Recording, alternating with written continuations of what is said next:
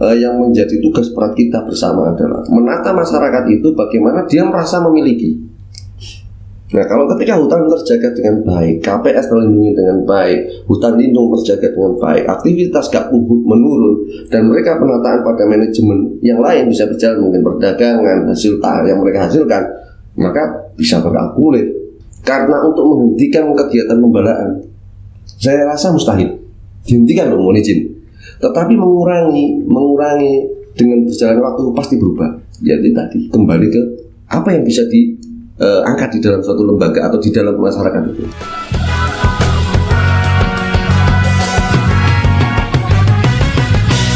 Assalamualaikum warahmatullahi wabarakatuh. Kembali lagi dengan saya Hasna Lutfian dalam acara Ngopi Lestari, ngobrol pakai solusi untuk hutan lestari. Hadir Kepala Seksi Keamanan dan narasumber Aibtu Syafi'i yang akan ngobrol mengenai peran aktif kepolisian dalam pengamanan kawasan hutan perhutani. Selamat pagi Bapak. Selamat pagi. Gimana hari ini, sehat? Alhamdulillah sehat. Sebelum kita memulai untuk ngobrol santai, monggo Pak Syafi'i untuk mengeluarkan kata-kata mutiaranya. Tetap seperti biasa, kopi itu tetap hitam, tetapi akan menjadi lebih berwarna ketika ada senyuman panjenengan. Pahit rasa kopi, manis senyuman jenengan. Suka ini ya Pak, dari dulu romantis seperti itu. Wah, jangankan romantis, rokok makan gratis Pak.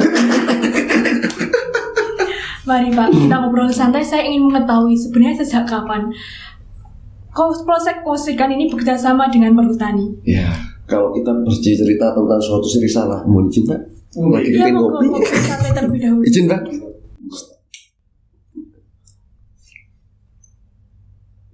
Alhamdulillah. Sedap. Nah. Bagaimana Pak rasanya, manis atau pahit? Ini buatan saya Pak. Oh jelas, pahitnya dari kopi. Tadi subuh ini. Pahitnya kopi tidak semanis senyuman jenengan, pasti yang saya bilang dari tadi. Dari tadi gitu ya. Kan belajar begini. Kembali lagi. Kembali ke topik tadi. Kami jelas dalam kegiatan ini kami mulai intens 2015. Waktu itu kepemimpinan di bawah Pak Asper. Pak Asper waktu itu kalau nggak salah Pak Yasman. Karena tingginya Gakumhut, kami coba duduk bersama mengangkat ikon wisata atau apapun yang bisa kita buat branding. Karena untuk menghentikan kegiatan pembalaan, saya rasa mustahil dihentikan, mohon izin. Tetapi mengurangi dengan berjalan waktu pasti berubah. Jadi tadi kembali ke apa yang bisa diangkat di dalam suatu lembaga atau di dalam masyarakat itu. Solusinya ya kami duduk, akhirnya ikon tadi yang namanya Gunung Pucangan tadi. Ternyata Gunung Pucangan setiap Kamis malam Jumat lagi seperti ini. Orang tuh datang ke sana dari Gresik, dari Surabaya, dari Jombang, dari Kediri. Semua terfokus pada sentra namanya makamnya Dewi Kilusiji. Nah, waktu itu belum ada terlintas kita minta maaf, berpikir tentang agro, berpikir tentang saya, tidak ada. Jadi orang keluar masuk. Dan asumsi kami dari sisi keamanan, dengan banyaknya orang datang, maka akan banyak hal yang akan dibawa. Satu, mungkin segi keamanan. Ketika mereka salah menafsirkan suatu kegiatan itu, maka melakukan hal-hal yang bersifat tidak baik. Nah, itu yang kedua. Ketika berpikir tentang Gakumhut, bagaimana kalau masyarakat pola pikirnya dari mengambil, tapi dirubah menjadi saling memberi dan menerima. Maka waktu itu tapi yang itu parkir. Paling selengkap, artinya kan toko udah nggak ada yang perhatikan parkir. Masuk nggak ada, ya. Langsung masuk gitu aja. Langsung masuk dulu baru buyar. Bahkan kadang-kadang sampai bermalam. Mereka turun jam 2, jam 3 pagi. Ketika mereka sudah nyampe di atas kan. Seperti itu. Nah, solusinya seperti tadi. Nah, akhirnya Pak Yasman punya gagasan kayak portal. Akhirnya kita kumpul rekan-rekan waktu itu. Kan posisinya di RBH Temas sama RBH Mati. Jadi Pak Menteri Temas, Pak Menteri Mati sama rekan-rekan baik Parmas mau kita duduk ngobrol. Akhirnya kita bagi clue piket. Nah, dari situlah mulai ada income. Parkiran dimiliki oleh Sakmini. Ya sudah. Iya. Seperti itu. Nah, akhirnya portal akhirnya muncul dari agro. Nanti berapa yang per tahun bisa itu internal. Toh nanti juga dikembalikan kepada masyarakat. Nah, tinggal di sini adalah yang menjadi tugas berat kita bersama adalah menata masyarakat itu bagaimana dia merasa memiliki. Nah, kalau ketika hutan terjaga dengan baik, KPS terlindungi dengan baik, hutan lindung terjaga dengan baik, aktivitas gabung menurun, dan mereka penataan pada manajemen yang lain bisa berjalan, mungkin perdagangan, hasil yang mereka hasilkan, maka bisa berkalkulir. Itu waktu itu. Berjalannya waktu, berubah lagi. Kenapa? Tidak cukup itu, Pak. Namanya manusia sifat kurang ya, Pak. Sama halnya ketika saya melihat penjenengan, ternyata beliaunya ini istimewa, tapi ketika melihat lebih istimewa, kan seperti itu. Jadi ilmu kurang kan. Maka di situ ada timbul kebijakan pada periode berikutnya. Pada waktu itu Pak Dudu ngobrol waktu itu, karena kami berbatasan dengan Ngegreng, Pak Nur Rasid waktu itu. Bagaimana kalau kita main dengan konsep di antara tegaan atau anak peta, di bawah tegaan yang saya tanaman tepi, bagaimana menghasilkan? Sampai segitunya ya Pak, dalam keamanan hutan. Iya, karena kita untuk menghentikan pembalakan gak kumbut, saya kan tidak bisa dihentikan. Ojo tembak dua orang menggunakan Pak. Saya rasa tidak. Iya. Makanya hebatnya perhutan di situ mau apa? Setuju Pak. Ya kalau emang kebetulan kalau di bidang kami ini Pak, kami ya bisa jadi sebagai garda ke depan yang terkait dengan menekan keamanan hutan. Selama ini mungkin yang Bapak lakukan dan teman-teman lakukan di lapangan itu juga salah satu dari strategi kami. Kalau rumus keamanan sejak dulu itu kan ya klasik seperti itu, artinya N plus K sama dengan kan C. N plus K sama dengan C. Jadi kalau N-nya itu adalah niat, kemudian K-nya kesempatan, C-nya crime, kejahatan. Kalau sudah niat ketemu yang namanya kesempatan, terjadilah kriminal, kejahatan gitu. Bagaimana kita menekan yang namanya niat, seperti yang Bapak sampaikan tadi dengan Komsos, komunitas sosial. Bagaimana teman-teman di lapangan itu menciptakan sesuatu yang tujuannya untuk edukasi kepada masyarakat bahwa pentingnya fungsi hutan, kemudian ekologi seperti apa sih ya, peran hutan seperti apa, bahwa hutan adalah penjaga kehidupan. Kita sadarkan Pak, kadang ya seperti itu, datang door to door ke masyarakat, tokoh masyarakat, bahkan pencuri kayu pun juga perlu pendekatan. Kita kasih main, kita kasih ruang mereka. Ya kalau itu, kalau sudah niat bisa kita kendalikan, kemudian jangan lupa pakainya kesempatan ini. Kalau di istilah dari kepolisian adalah turjawali ya, betul. Pengaturan, kemudian penjagaan, pengamanan dan patroli itu sudah mutlak. Setiap pos-pos ya kita isi orang harus ada jadwal siapa yang tahu siapa. Iya, sampai gini ya. Jadi setiap peta harus keliling setiap hari. Seperti yang dilakukan dengan Bapak itu. Kalau ada satu objek wisata di situ, mau nggak mau kan tugas kita ada kesana. Betul. Makin ramai. Disitulah fungsi untuk mengedukasi ya ke masyarakat. Nah sebenarnya kalau sudah terjadi tidak pidana baru terjadi kriminal, represif. Ini yang kita hindari ya. Pertama biayanya besar ya Pak. Besar, kosnya tinggi. Kemudian ada yang tersakiti ya Pak. Apa tidak tersakiti hatinya ya Pak? Ya jelas, apalagi di PHP katanya. Mudah-mudahan kali ini tidak tersakiti Pak. Insya Allah semoga di antara kita tidak dusta. Iya, itu aja Pak. Bagaimana Pak apabila nih tiba-tiba ditemukan kayu yang ilegal? Kalau kami nyusun tergantung, artinya apa? Di dalam kami, pangkuan kami. Iya. Kemarin sebelum timbul KHBD, kita kan kemarin minta maaf sinergi untuk penataan KHBD. Karena diakui kami ini terlalu luas. Wilayah Polsek Musian atau Kecamatan Musian, kita Kabupaten Jombang, tapi kita ikut KB Mojokerto. Itu uniknya di situ. Jadi kami nyeleneh daripada yang lain. Makanya pola kami dengan rekan-rekan yang lain jelas berbeda karena karakter wilayah masyarakat berbeda. Satu, kalau mengingat tapal batas administratif Jombang. Tetapi ketika berbicara tapal batas di wilayah KPH ataupun yang sewu batas BKPH maupun RPH berbeda. Makanya ketika terjadi pidana dalam tanda petik, kami tidak bisa mengatakan ini pasti pidana, tidak bisa. Karena sebelum pidana pasti ada pelanggaran Pak. Kenapa? Contoh, jalan lagi berdua. Kami sering Pak. Makanya kami bersyukur ketika teman-teman ada namanya warung kam. Nah, spot-spot tertentu tuh ada warung kam. Nah, nek cara kita bilang PTM loh, Mbak. Nah, PTM modo, PTM cupa. Sebentar, Pak, sebelum melanjutkan, saya dari tadi gagal fokus, Pak. Warna kuning ini simbol apa sih? Ya, ini kan Yosef, kuning itu adalah ketenangan. Ketika kami sudah mulai tenang dalam berasumsi, menyampaikan dengan bahasa santun, maka saya yakin panjenengan pun akan mengikuti kata hati. Iya. Kata hatinya Pak Nabi ini. Ini kan makanya Bimas kan di situ. Iya. Makanya beruntung Mbak punya partner rekan seperti beliau. Luar biasa ya Pak. Kata-kata mutiaranya banyak banget. Iya. Kata mutiara banyak, tetapi belum tentu bisa memiliki Anda. Apa Bimas begitu ya Pak? Iya, itu dijual jamu. Ya, kembali ke PTM.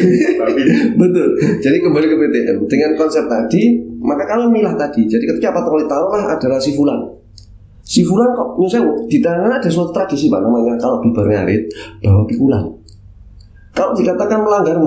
Kenapa? Tegaan ini pasti dikurangi. Tahu ukuran sak gegel, rong gegel panjang berapa dipakai untuk pikulan.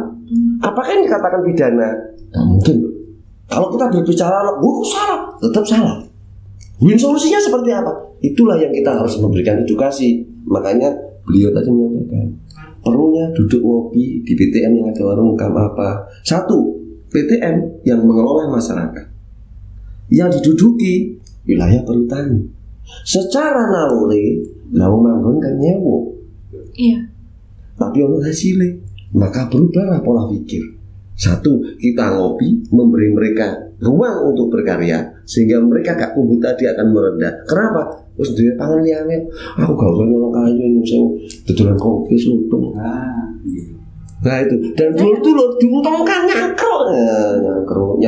Pernah Pak dalam 1 tahun itu berapa kali? Apakah sering atau enggak Pak? Kalau sekarang alhamdulillah sampai sejauh ini artinya wilayah kami tidak berbicara wilayah karena kami tidak mau studi banding. Kan kita tidak elok ketika diri kita masih sakit tapi mengomentari Pak Heru awak itu enggak bagus. Jadi kami condong ke pribadi kami. Alhamdulillah untuk wilayah musikan kalau berpikir tindak pidana untuk diangkat ke jenjang pidana, insya Allah per Januari sampai sekarang belum dan semoga tidak. Tidak, iya. Ya, jadi belum, tapi semoga tidak. Kalau pelanggaran 1-2 wajar. Contoh tadi yang bilang pikulan, kedua areng kerupuk. Ya, yang PR yang paling saat ini yang ingin saya utarakan, yang saya Bapak kita perlu diskusi. Kenapa perlu diskusi? Gunanya kopi. Nah, di wilayah kami dengan luasan segitu, sisa tebang tahun-tahun kemarin, tunggak-tunggak tebang itu banyak Pak. Mohon maaf, besar-besar. Ketika itu diambil, kalau kita berbicara limbah itu limbah, karena kebanyakan konvensional diambil untuk areng, ya kan? Nah, sekarang masyarakat kami sudah berpikir lain. Iki dikrem, diangkat, ya kan? Secara otomatis kan dia total Pak, tidak ada sisa, tidak ada bekas. Maka dibentuklah misalnya meja, dibentuklah kursi, ya. Mereka ini butuh legalitas. Dan sebenarnya kalau kita berpikir inilah peluang perhutani ketika punya anak perusahaan atau nyuruh yang bisa dikaryakan, taruhlah dibuatkan solo atau misalnya ada apa? Biasanya basar apa? Ya sudah. Ketika punya nilai, kenapa tidak ada sharingnya? Justru di luar akan menjadikan fitnah. Orang itu digenderwoni, iku barang hasil hutan, iku melanggar undang-undang. Jangan kali apa-apa yang diberuntukkan oknum tertentu. Berapa luasan sih Pak sebenarnya yang diamankan oleh Polsek Musikan? Alhamdulillah Polsek Musikan kalau kita hitung rasio satu kemantren antara 600-700 ya tinggal 6 kali 7. Berarti kita hampir lebih 4.700 hektar. Jadi dengan luasan itu ketika kita bisa manajemen di internal saya rasa bisa. Katakan malah saya dengar ada KPH Mandiri Pak. Yeah. Nah, ada KPH Mandiri. Ketika kita sama-sama saling menyadari tidak ada dusta di antara kita, tidak ada cinta yang tertahan, pasti semuanya akan indah. Tugas beliau ini benar Pak. Selain polisi negara juga beliau ini mau membantu kita ini luar biasa. Kalau gangguan keamanan dan berapa macam di situ ada pencurian, kemudian kebakaran hutan. Nah kalau kebakaran bagaimana itu? Kebakaran hutan. Pernah terjadi ada perambahan, ya, ada perambahan, kemudian penggembalaan di wilayah Mojokerto, wilayah beliau itu pasti tidak akan pernah. Kemudian perecekan salah satunya itu. Ya ini yang luar biasanya beliau dengan merangkul masyarakat sudah bisa dikendalikan. Yang sulit lagi biasanya bakaran hutan. Nah, betul, yang disampaikan tadi kita itu yang kadang-kadang itu karena jenengan dan kami ini sama. Manual, kan tidak mungkin dari Nyungsang Jombang Mojokerto langsung dan tidak mungkin. Paling yang ada konvensional. Makanya kan kita kendalanya yang membangun kesadaran masyarakat itu. Betul. Membangun kesadaran. Bakaran pemicunya ada dua sih. Faktor alam biasanya kalau ada di daerah pegunungan, Mbak. Biasanya kalau gunung api, ya, lava, dan itu kan sangat bahaya juga. Tiba-tiba dan petir juga bisa memicu. Itu kemungkinannya hanya 0,1%. Betul, 0. Yang terbesar adalah manusia. Dengan berbagai tujuan tertentu sih. Ini yang pentingnya patroli keliling edukasi ke masyarakat. Patrolinya berapa minggu sekali, Pak? Kalau kami ini kondisional karena di sini posisi saya kan Kanit Bimas. Iya. Kanit Bimas kami ini punya desa Kromong. Kecamatan Kromong itu dusun Banyuasin di tengah hutan. Iya. Terus Pudak Sili di tengah hutan, Gondang di tengah hutan, Kromong sendiri di tengah hutan, Asem Gede di tengah hutan, Cupak di tengah hutan, Munggut di tengah hutan. Begitu banyak hutan di tengah-tengah ada masyarakat. Nah, ini makanya kan ketika ada sistem pola baru yang seperti itu, saya kan hanya mengamati. Kita ini tidak bisa di tingkat bawah tidak bisa mengambil keputusan. Karena kita hanya bisa menyampaikan seperti saat ini. Pak iki tunggak arek piye sing dicukupi. Karena seperti ini. Enak piye? Panjenengan yang di tingkat inilah, di tingkat divre, di tingkat direksi yang bisa mengambil keputusan, mengambil kebijakan. Kami ini hanya pelaksana. Kami ini hanya stakeholder, kami ini hanya peduli. Dengan asumsi begini, saya tidak munafik. Di lembaga kami, artinya di institusi Polri khususnya Musian, Pak, kami punya program namanya Polisi Sahabat Anak. Bagaimana bagaimana saya bisa mengenalkan burung kalau hutannya gak ono? Akhirnya cicak roh yang keluar, manu acur kan sana. Akhirnya negatif thinking yang terbangun. Ya kan? Bagaimana kita mengenalkan rusa, sedangkan endeminya rusa sudah habis, perburuan liar. Makanya kami kembali ke panjenengan selaku pemangku kebijakan tadi. Kalau kami punya pelaksana, makanya ibaratkan orang boleh ngomong, perhutani itu nyusun wong kaya raya loh Pak. Betul, kaya karena mangku donyo negara dipangku perhutani. Di dalam perhutani kayak enek alas, enek emas, enek nikel. Tergantung bagaimana panjenengan pintar-pintar merangkul orang. Orang itu yang mau betul-betul dengan panjenengan silaturahim, tidak ada dusta di antara kita. Nah itulah yang sulit. Ya. Gitu. Karena kadang-kadang senyuman, kadang-kadang menyimpan sianida. Seperti itu. Sampai hari ini bangga jadi orang perhutani. Kami bekerja di gaji negara. Betul. Kami juga amal jariah. Betul. Kan gitu Pak ya? Betul. Seperti Polhut ini kan menjaga lingkungan, menjaga ekologi untuk kehidupan banyak makhluk kan. Iya. Ada kesenarian. Betul Pak. Biasa memang begitulah kehidupan kami ini. Nggak kenal siang, nggak kenal malam. Gitu ya. Mungkin sama dengan sama. Makanya saya kemana tempat itu kan minta kita tidak munafik. Amal jariah ini yang betul. Nah, menurut versi Bapak, bagaimana sinergitas perhutani dulu dan sekarang nih? Kalau menurut kami pribadi, artinya di dalam lingkup wilayah kami, Kecamatan Musian artinya, alhamdulillah nyaman. Karena dengan rintisan wisata, kita sempat terhenti gara-gara pandemi, jalan. Nyatanya, taruhlah kemarin event di Banyuasin, kita sama-sama mengumpulkan adik TK, sama-sama. Kami mendongeng, temanya tentang alam. Mau tidak mau saya pakai boneka anak. Dalam konsep yang satu sapi, yang satu kerbau, bercerita omong-omongan tentang hutan, tentang apa. Selesai mengenalkan anak, diajak keliling. Ini namanya pohon ini. Nanti rekan dari perhutani akan masuk. Ini nama latenya bla bla bla bla. Ini namanya latenya bla bla bla. Oh, entah. Nah, itulah bentuk koneksitas mencintai alam dimulai dari usia dini. Makanya yang saya pikir kemarin tuh, lah ini teman-teman punya namanya TK perhutani apa rimba? Tunas rimba. Kenapa tidak disentuh dari usia dini? Bukankah mencintai seorang ibu diawali dengan mencintai seorang anak, menjadikan kita mencintai diri kita dan Tuhan pencipta kita? Iya. Idenya memang begitu Pak. Kenapa ada itu wilayah yang dekat dengan wilayah hutan, teman-teman itu kenapa kita dirikan yang namanya TK Mas Limba. Betul. Bagaimana kita mengenalkan pendidikan kehutanan sejak dini. Masuk. Nah, seperti itu. Harapan kami juga ke depan meniru Bapak ini, rekan-rekan yang kebetulan mungkin dengarkan ini podcastnya Pak ya. Amin. Pak Mandri, Pak Mandor, Pak Tidak mengenalkanlah hutan ini ke jika perlu ke SD. Pak ya. Sudah tuh. Kalau yang musian loh, jangan disamakan. Saya bilang untuk musian Pak Yasman tuh sering jualan jamu tuh di MAN, di MTL, Pak Yasman. Terus yang paling kecil bikin persemaian. Cocok, betul. Kasih kan Pak kalau anak kecil bikin persemaian. Oh, senang. Senang soalnya nanon gitu. Betul. Memang kotor, tetapi dia menjadi lebih baik, Pak. Boleh kotor pribadi kita dalam konsep jasa, tetapi yang prosesnya juga. Iya, yang bahaya itu adalah kotor pikiran dan hati kita, sehingga ada dusta di antara kita. Betul Pak, maka luar biasa. Mudah-mudahan Pak Mandor juga akan menerapkan ini. Insya Allah. Semoga yang lain meniru, Pak. Kalau di museum saya udah berani ngomong karena saya biasa bercinta dengan mereka dengan dunia alam. Nah, dalam bentuk apa saja Pak? Biasanya Polsek Musikan itu membantu pihak perhutani. Wah, ini insya Allah yang sementara berjalan.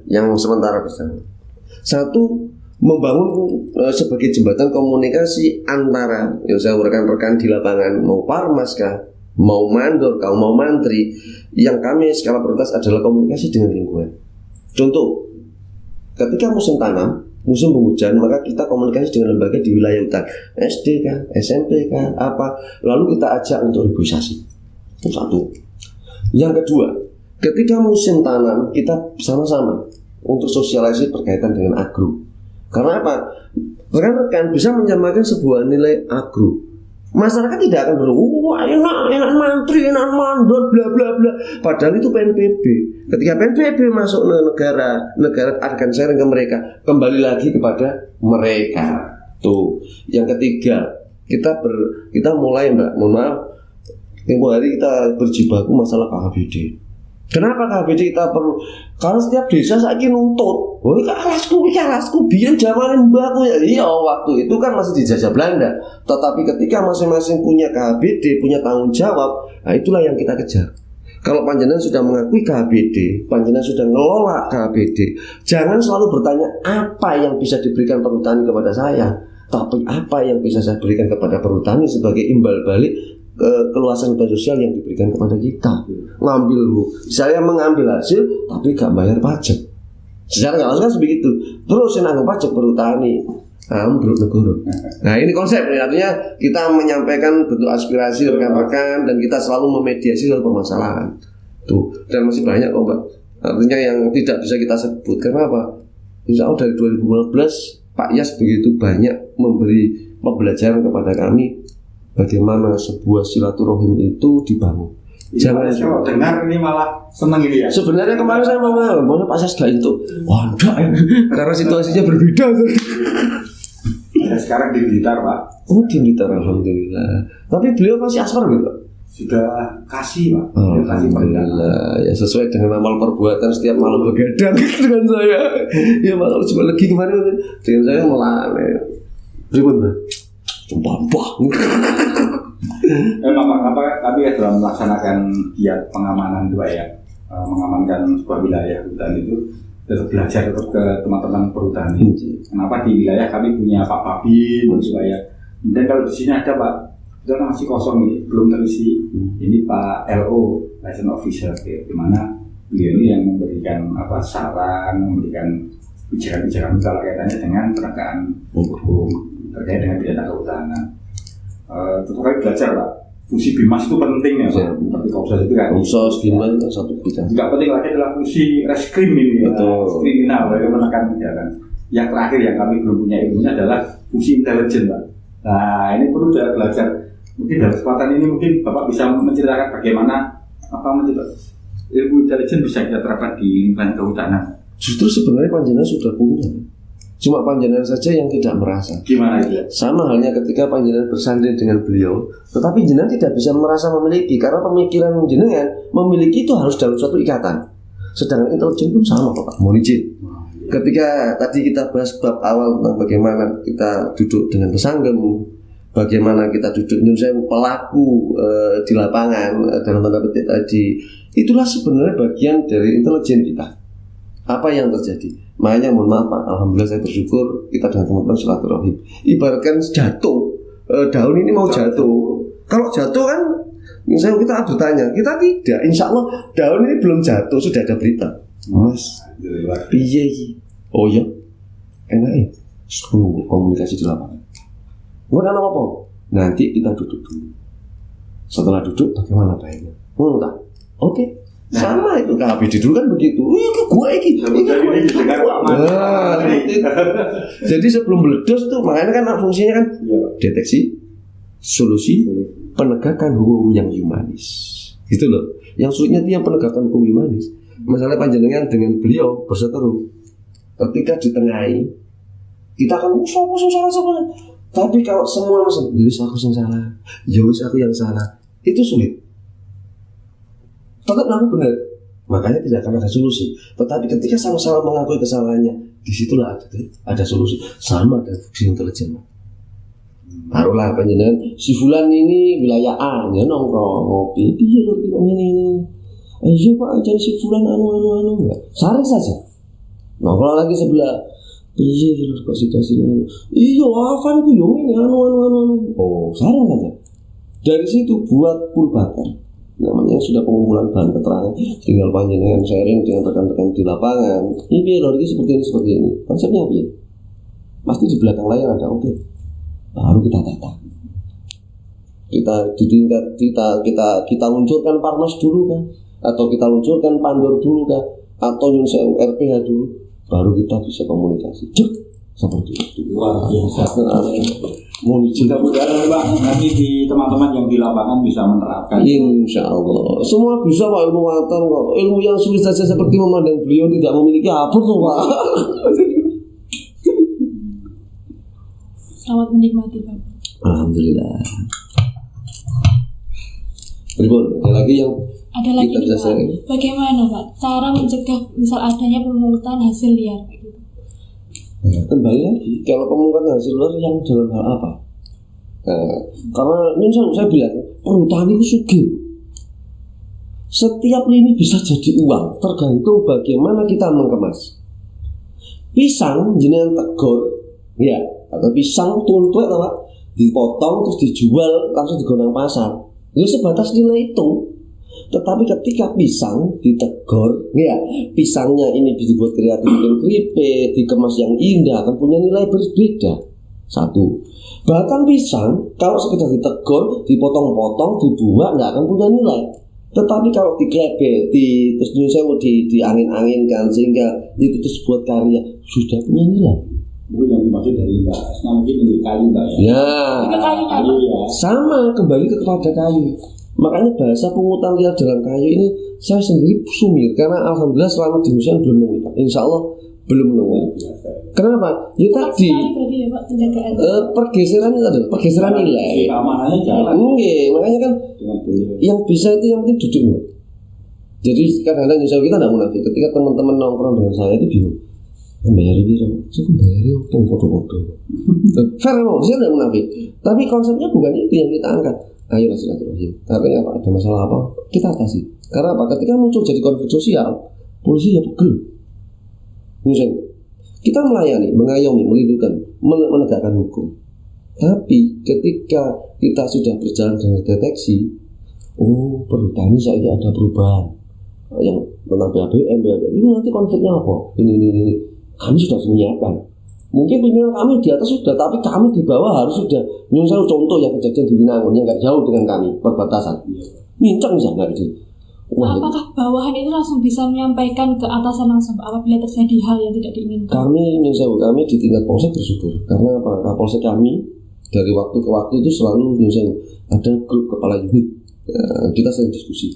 Setelah itu ada jam pimpinan, ini disampaikan secara umum. Dan pimpinan yang tingkat kapolsek pun sama, ada grup PJU itu sampaikan. Nanti di apel jam pimpinan itu kan seluruh Pak Kanit, seluruh Jombang kumpul, Kapolsek seluruh Jombang kumpul, Pak Kapolres nanti menyampaikan. Iya. Makanya mohon maaf, saya bersyukur diberi nikmat bisa bersama dengan perhutani. Saya pernah dapat reward dari Pak Kapolda yang dulu itu berkaitan tentang inovasi sinergi dengan perhutani. Terus nggak berapa lama didorong lagi waktu kalau nggak salah Pak Ratno ADM Mojokerto juga sama. Jadi bagi kami ya Pak beliau ya jadi bagi kami bukan sebuah nilai uang. Konis bukan mesra, tak kayak kita bukan. Secara kertas itu paling enggak saya sudah bersama dia. Terus mesti saya mendustai dia? Iya, sama tuh Mbak. Ketika sama punya akta nikah dengan saya terus musuh akta ini jadi suami. Ya nggak mungkin loh. Itu namanya ada dusta di antara kita. Luar biasa sekali Pak yang disampaikan hari ini. Terima kasih Pak atas kehadirannya. Semoga Pak dan selalu diberikan kesehatan dan keberkahan dalam hidup. Dari ngobrol santai pada pagi hari ini dapat kita simpulkan bahwasanya perhutani sudah mengalami perubahan dengan memberi ruang pada masyarakat stakeholder dengan terwujudnya kemakmuran rakyat. Terima kasih. Wassalamualaikum warahmatullahi wabarakatuh. Salam lestari.